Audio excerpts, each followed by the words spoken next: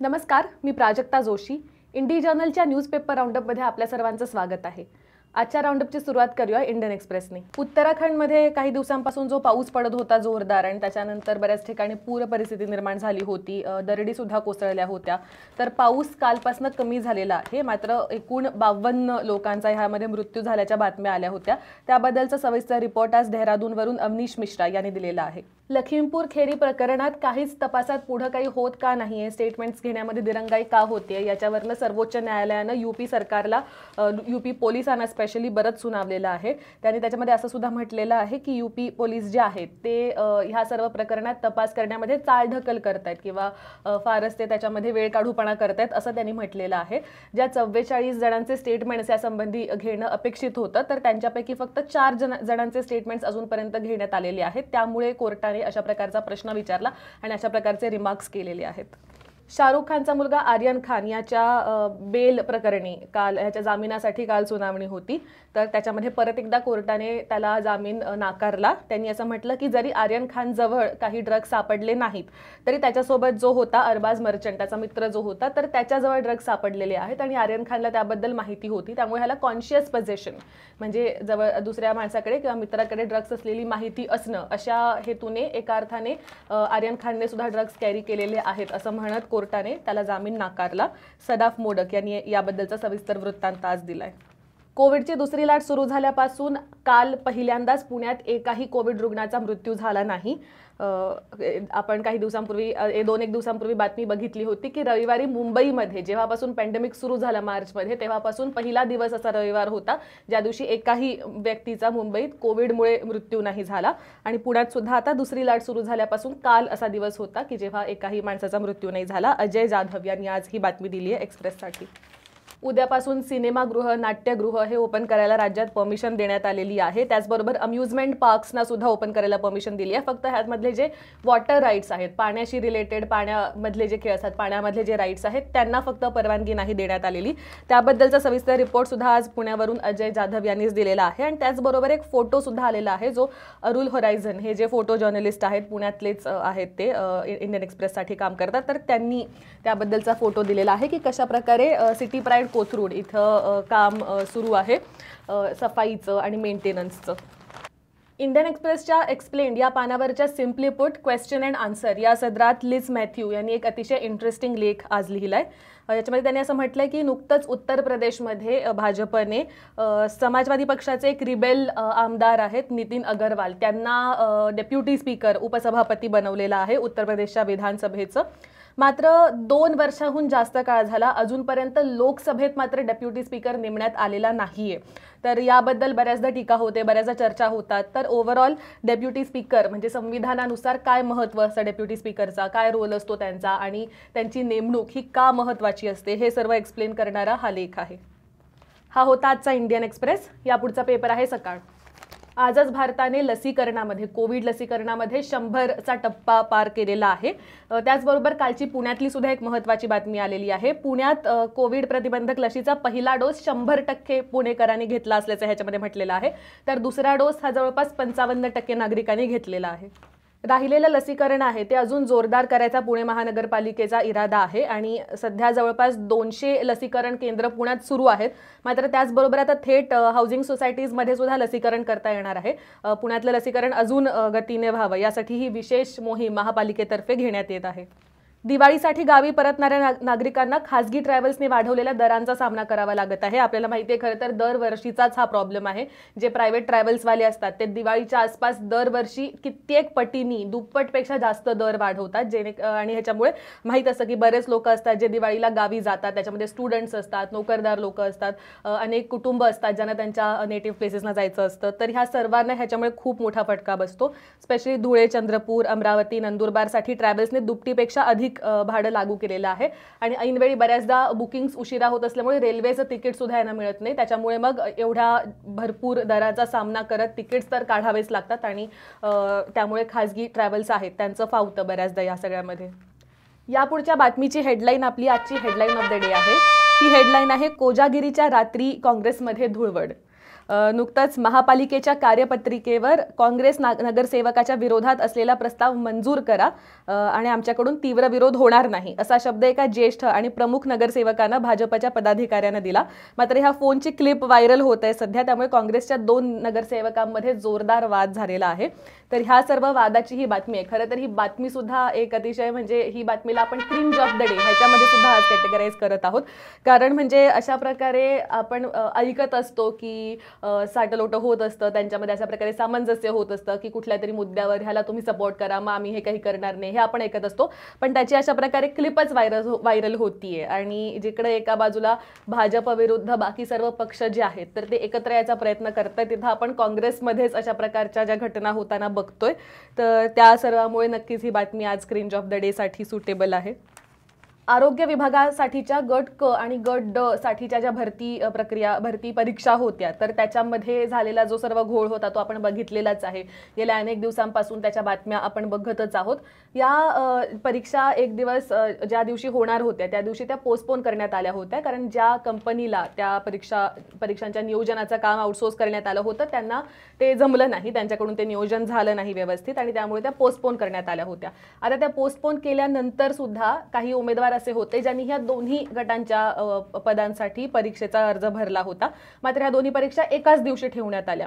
त्यामुळे आता एकापेक्षा जास्त पदांसाठी किंवा इतर जिल्ह्यांसाठी सुद्धा ज्यांनी अर्ज भरलेले होते त्यांना परीक्षा घेताना ह्या सर्व परीक्षा एकाच दिवशी घेतल्या गेल्यामुळे ह्या ज्या वेगवेगळ्या परीक्षांचे किंवा 2 वेगवेगळ्या परीक्षांचे जे शुल्क भरलेले आहे तर आता त्याचं नक्की कसं करायचं, म्हणजे एक्स्ट्राचं शुल्क भरलं, परीक्षा मात्र एकच देता आली, अशी पाळी अनेक उमेदवारांवर आलेली आहे. आणि ह्या सर्व जवळपास 8,60,000 उमेदवारांनी कोट्यावधी रुपयांचं अतिरिक्त शुल्क भरलेलं आहे. तर या शुल्काचं आता नक्की काय होणार आहे आणि उमेदवारांना ह्याच्यामध्ये न्याय मिळणार आहे की नाही, अशा प्रकारचा प्रश्न आता विचारला जात आहे.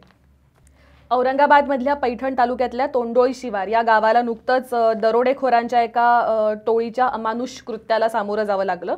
दरोडेखोरांनी रात्री 11:30च्या सुमारास शेतवस्तीवरच्या सालगाड्यांना शस्त्राचा धाक दाखवत मारहाण केली, त्यांच्या जवळचे पैसे काढून घेतले, इतर ऐवज लंपास केला, तसंच तिथल्या 2 महिलांवर सामूहिक अत्याचार सुद्धा केले. या सर्व संबंधी आता पोलिसांचा तपास चालू आहे. आर्यन खान याच्यावर जेव्हापासून एनसीबीची कारवाई झालेली आहे तर त्या कारवाईबद्दल महाराष्ट्राचे मंत्री नवाब मलिक हे अनेकदा त्याच्यानंतर काही वेळेला ते आलेले आहेत प्रेस समोर आणि त्यांनी एनसीबीवर तसंच भाजपवर आरोप सुद्धा केलेले आहेत. त्यांच्या आरोपानंतरच एनसीबीचे जे 2 इंडिपेंडेंट विटनेसेस होते तर ते भाजपशी संलग्न असल्याचं समोर आलं होतं. काल नवाब मलिक असं सुद्धा म्हणाले की भारतीय जनता पक्ष, एनसीबी आणि काही गुन्हेगार मिळून मुंबईत दहशत माजवत असल्याचा आरोप त्यांनी केला. पुण्यातल्या रक्तपेढ्यांमध्ये आठवडाभर पुरेल इतकाच रक्तसाठा शिल्लक असल्याची बातमी आज सकाळच्या पुणे टुडे या पुरवणीच्या पान 1वर आलेली आहे. त्यामुळे पुढच्या आठवड्यापासून दिवाळीपर्यंतच्या नियोजित शस्त्रक्रियांसाठी रक्तसाठ्याचं व्यवस्थापन हा पेढ्यांसमोरचा मोठा प्रश्न असणार आहे. जेव्हापासून पॅन्डेमिक सुरू झालं होतं तेव्हापासूनच रक्तसाठा लिमिटेड होऊ लागला होता पुण्यातला आणि त्याच्यानंतर अनेकदा आपण हे अपील्स बघितलेले आहेत. न्यूजपेपर्समधनं सुद्धा हे अपील झालेले आहेत की जास्तीत जास्त लोकांनी समोर जावं, जे हेल्दी आहेत, जे रक्तदान करू शकतात त्यांनी जाऊन रक्त डोनेट करावं, जेणेकरून क्रायसिस निर्माण होणार नाही आणि अचानक एमर्जन्सीमध्ये जर रक्ताची गरज पडली तर रक्तसाठा पुण्यात उपलब्ध असेल. त्यामुळे आज न्यूजपेपर राऊंडअप मधून सुद्धा आम्ही हे आवाहन करू इच्छितो की ज्यांना शक्य असेल हेल्थ वाईज आणि इतर सर्व गोष्टींवाईज त्यांनी लवकरात लवकर जाऊन रक्तदान करावं. हा होता आजचा सकाळ. यापुढचा पेपर आहे द हिंदू. कालच आपण द हिंदूच्या पान 1वर प्रिसिला जेबराज यांची एक बातमी बघितली होती. युरोपमध्ये मार्स नावाचं जे कॅन्डी बार असतो तर त्यांची जी कंपनी आहे त्यांनी नुकतंच त्यांचा तयार प्रोडक्ट बराचसा मार्केटमधून परत घेतला होता, कारण त्यांच्यासमोर असं आलं होतं की त्या प्रोडक्टमध्ये वापरलेला जो तांदूळ होता जो भारतातनं तिकडं आयात करण्यात आला होता, भारतातनं निर्यात करण्यात आला होता, तर तो तांदूळ जनुकीय संकरित होता आणि त्याच्यामध्ये कंटॅमिनेशन काहीतरी भेसळ असल्याचं त्यांच्या निदर्शनास आलं होतं. याच्यावर आधी केंद्र सरकारने असं म्हटलं होतं की हे खोटं आहे. अशा प्रकारे एकतर जनुकीय संकरित भात जो आहे, तांदूळ जो आहे तो इतक्या मोठ्या प्रमाणात आपल्याकडे पिकत नाही की तो तो आपण एक्सपोर्ट करू आणि ह्या सर्वाबद्दल चर्चा सुद्धा चालू होती. आज ह्या बातमीचा फॉलोअप जेबराज यांनीच दिलेला आहे, ज्याच्यामध्ये केंद्राने असं आयडेंटिफाय केलेलं आहे की हा जो तुकडा तांदूळ होता, तो हा जो ब्रोकन राईस होता, जो युरोपमध्ये निर्यात झाला आणि युरोपमध्ये जो फ्लॅग झालेला आहे सध्या, की त्याला त्यांनी वॉर्न केलेला आहे की हा जो पर्टिक्युलर भात आहे तो वॉच आउट करा किंवा तो वापरू नका, असं जे युरोपमध्ये सांगण्यात आलेलं आहे. तर तो महाराष्ट्रातनं निर्यात झालं असल्याचं केंद्रानं आयडेंटिफाय केल्याचं या बातमीत म्हटलेलं आहे. आणि ह्या जो जनुकीय संकरित खरं तर तो तांदूळ होता, मात्र त्याचं सर्टिफिकेशन, त्याला नॉन GMO हे सर्टिफिकेशन देण्यात आलं असं केंद्रानं म्हटलेलं आहे. गेल्या काही दिवसांपासून केरळमध्ये अतिवृष्टी होतीये, आपण त्याबद्दलच्या बातम्या सुद्धा बघत होतो. इनफॅक्ट कालपासनं परत एकदा जवळपास 2-3 दिवस अजून जोरदार पाऊस होण्याची शक्यता सुद्धा हवामान विभागानं वर्तवली होती. तर ऑक्टोबर 12 ते ऑक्टोबर 20 या काळात जवळपास ह्या काळात 42 जणांचा पावसामुळे किंवा पावसामुळे झालेल्या घटनांमुळे, अतिवृष्टीमुळे झालेल्या घटनांमुळे मृत्यू झाल्याचं केरळचे मुख्यमंत्री पिनराई विजयन यांनी म्हटलं आहे. रम्या कन्नन यांनी चेन्नईवरून दिलेल्या बातमीनुसार पॅन्डेमिकच्या दरम्यान लहान मुलांचं जे ऑनलाईन माध्यमातून लैंगिक शोषण होतं किंवा त्यांच्यावर ऑनलाईन माध्यमातून जे लैंगिक अत्याचार होतात, तर त्याचं प्रमाण पॅन्डेमिकच्या दरम्यान बरंच वाढलं असल्याचं एका अहवालातून समोर आलेलं आहे. वी प्रोटेक्ट ग्लोबल अलायन्स नावाची एक संस्था आहे, तर त्यांनी हा अभ्यास करून ग्लोबल थ्रेट असेसमेंट रिपोर्ट 2021 जाहीर केलेला आहे, ज्याच्यामधनं हे समोर आलेलं आहे. आपल्याला माहितीच आहे की पॅन्डेमिकच्या दरम्यान मुलांचा ऑनलाईन प्रेझेन्स हा बराच वाढला होता. एकतर घरातच होती पूर्णपणे, शिक्षण त्यांचं ऑनलाईन माध्यमातून होतं, त्यामुळे त्यावेळेस बऱ्याचदा अनसुपरवाइज्ड पण ती मुलं राहायची. त्याचबरोबर इतरही एंटरटेनमेंटसाठी सुद्धा त्यांचा ऑनलाईन प्रेझेन्स वाढला होता. तर ह्या सर्वांमुळे हे झाल्याची शक्यता या रिपोर्टने वर्तवलेली आहे.